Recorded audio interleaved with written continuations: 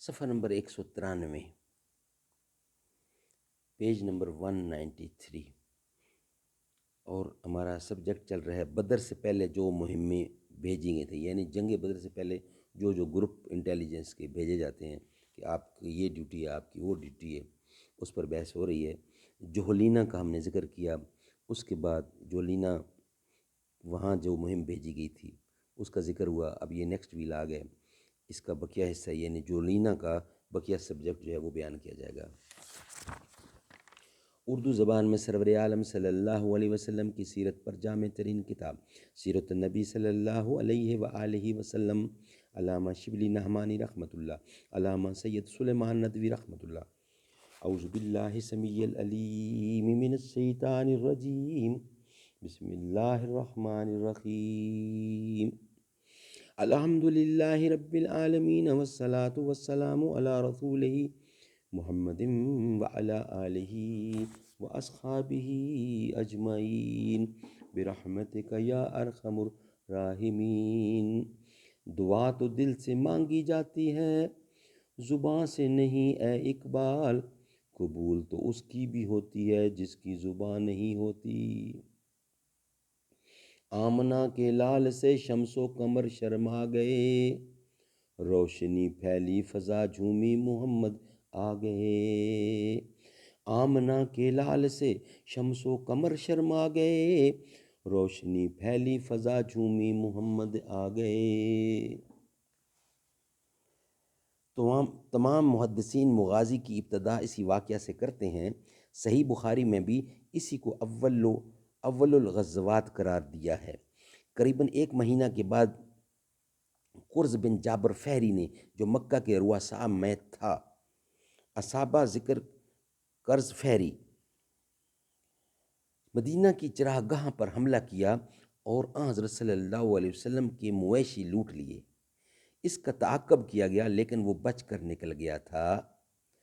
قرظ بعد کو مسلمان ہوئے اور فتح مکہ میں تنہا راہ چلتے شہید ہوئے۔ جمادی الثانی یعنی اس واقعہ کے تیسرے مہینے آپ 200 مہاجرین کے ساتھ مدینہ سے نکلے اور مقام ذوالعشیرہ پہنچ کر بنو مدلج سے معاہدہ کیا۔ یہ مقام مدینہ سے 9 منزل پر منصبو کے نواح میں ہے۔ بنو مدلج بنو زمرہ کے حلیف تھے، اور چونکہ بنو زمرہ پہلے اسلام کے معاہدہ میں داخل ہو چکے تھے، اس لیے انہوں نے آسانی سے یہ شرطیں منظور کر لیں۔ میں تسلیم کرتا ہوں کہ مورخین نے دونوں پہلے واقعوں کی نسبت لکھا ہے کہ ان کا مقصد قریش کے کارواں کا لوٹنا تھا، لیکن اتفاق سے کارواں ہاتھ نہ آیا اور بچ کر نکل گیا۔ لیکن میں واقعات کا پابند ہوں، رائے اور قیاس سے غرض نہیں۔ اس قدر واقعہ ہے کہ حضرت صلی اللہ علیہ وسلم ان مقامات تک گئے اور وہاں کی قبائل سے معاہدہ کیا۔ اس سے آگے مورخین کا قیاس ہے کہ قریش کے کارواں پر حملہ کرنا مقصود تھا، گویا مقصود حاصل نہ ہو سکا۔ اگر خدا نخواستہ کارواں کا لوٹنا ہی مقصود ہوتا تو حضرت صلی اللہ علیہ وسلم کو عیاذ باللہ اس قدر بے تدبیر فرض کرنا پڑے گا کہ ہر مرتبہ ناکامی ہوتی تھی اور قافلہ بچ کر نکل جاتا تھا، یہاں تک کہ بار بار تجربہ کے بعد بھی بدر میں اسی قسم کی ناکامیابی ہوئی اور قافلہ صحیح سلامت نکل گیا۔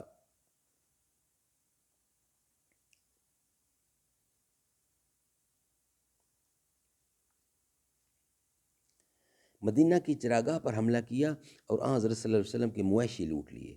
اس کا تعاقب کیا گیا لیکن وہ بچ کر نکل گیا تھا کہ قرظ بعد کو مسلمان ہوئے اور فتح مکہ میں تنہا راہ چلتے رہے۔ جمادی الثانی اسی واقعہ کے تیسرے مہینے آپ 200 مہاجرین کے ساتھ مدینہ سے نکل گئے اور مقام ذوالعشیرہ پہنچ کر بنو مدلج سے معاہدہ کیا۔ یہ مقام مدینہ سے 9 منزل پر منصبو کے نواح میں ہے۔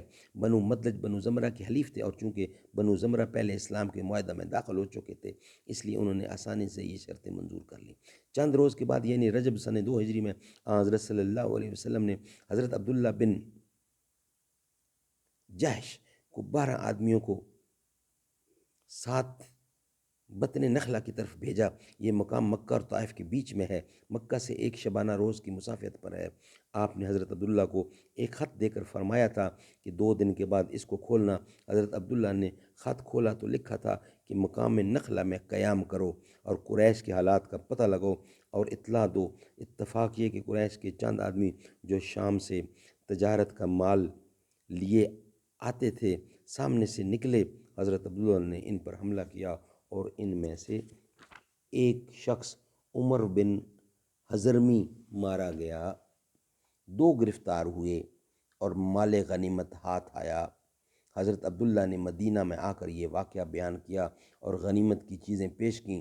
حضرت صلی اللہ علیہ وسلم نے ارشاد فرمایا کہ میں نے تم کو یہ اجازت نہیں دی تھی غنیمت کے قبول کرنے سے بھی، اور آپ نے انکار فرما دیا۔ غنیمت کے قبول کرنے سے بھی آپ نے انکار فرما دیا۔ صحابہ نے حضرت عبداللہ سے برہم ہو کر کہا، تم نے وہ کام کیا، قافلہ لوٹنا، جس کا تم کو حکم نہیں دیا گیا تھا، اور ماہ حرام میں لڑنے، حالانکہ ماہ حرام میں لڑے ہو، حالانکہ اس مہینہ میں تم کو لڑنے کا حکم نہیں تھا۔ جو لوگ گرفتار اور قتل ہوئے وہ بڑے معزز خاندان کے لوگ تھے۔ عمر بن حضرمی جو مقتول ہوا عبداللہ حضرمی کا بیٹا تھا، جو حرب بن امیہ یعنی امیر معاویہ کے دادا کا حلیف تھا، حرب قریش کا رئیس اعظم تھا، اور عبد المطلب کے بعد ریاست عام اسی کو حاصل ہوئی تھی۔ جو لوگ گرفتار ہوئے یعنی عثمان و نوفل دونوں مغیرہ کے پوتے تھے۔ مغیرہ ولید کا باپ تھا، حضرت خالد کا دادا، اور حرب کے بعد دوسرے درجے کا رئیس تھا۔ اس بنا پر اس واقعہ نے تمام قریش کو مشتعل کر دیا اور سار یعنی انتقام خون کی بنیاد قائم ہو گئی۔ معرکہ بدر کا سلسلہ اسی واقعہ سے وابستہ ہے۔ حضرت عمر بن زبیر حضرت عائشہ رضی اللہ کے بھانجے تھے۔ انہوں نے تصریح کی ہے کہ غزوہ بدر اور تمام لڑائیاں جو قریش سے پیش آئیں سب کا سبب یہی حضرمی کا قتل ہے۔ علامہ طبری لکھتے ہیں، اور جس چیز نے بدر کے واقعہ کو ابھارا اور وہ تمام لڑائیاں چھیڑ دیں جو حضرت صلی اللہ علیہ وآلہ وسلم اور مشرکین قریش میں پیش آئیں، سب کا سبب یہی تھا کہ واقد سہمی نے حضرمی کو قتل کر دیا تھا۔ چونکہ غزوہ بدر تمام غزوات کی اصل بنیاد ہے، اس لیے ہم پہلے اس واقعہ کو سادہ صورت میں لکھ کر پھر تفصیل سے اس کے متعلق گفتگو کریں گے۔ یعنی کہ حرب بن امیہ دادا تھا، یہ حضرت امیر معاویہ کا والد تھا۔ عثمان اور نوفل 2 بھائی تھے، ان کا آگے جو تھا وہ خالد بن ولید بن مغیرہ، آگے ان کی نسل یوں چلتی ہے، خالد بن ولید بن مغیرہ۔ اب وحد بن عبداللہ تمیمی جو قاتل تھا اس نے قتل کر دیا کس کو؟ عمر بن حضرمی کو۔